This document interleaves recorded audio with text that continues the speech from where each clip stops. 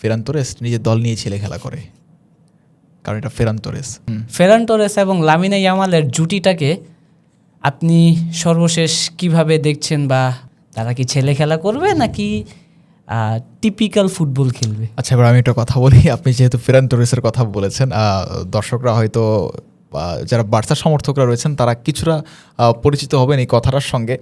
যখন বার্সার খেলা দেখতে বসি তখন ফেরান তোরেস হচ্ছে আগে তো নিয়মিত একাদশের সুযোগ পেত, আর এখন হচ্ছে তাকে হাফ টাইমের পরে নামানো হয়, সেকেন্ড হাফে তাকে নামানো হয়। তো তখন আমি দেখতাম যে মাঠে তো সবাই ফুটবল খেলে ভাই, 22 জনই ফুটবল খেলে, একটা ফুটবল 22 জন ধরে একজন রেফারি।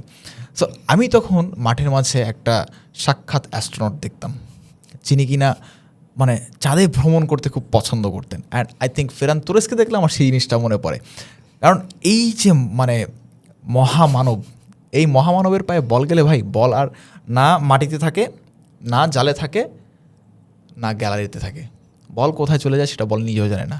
অ্যান্ড তার কাছে বল গেলে সে সামনে দেখবে না, সুন্দর মতো চোখটা বন্ধ করে আলতো করে পা দিয়ে লাথি একটা দিবে, বলে শেষ, বল চলে গেছে, বল সাইড লাইন পার হয়ে গ্যালারি পার হয়ে অলরেডি। যদি এটা ক্রিকেট হতো আমরা বলতে পারতাম যে একটি ছক্কা হাঁকিয়েছে, যেটা কিনা দলের জন্য ভালো হতো।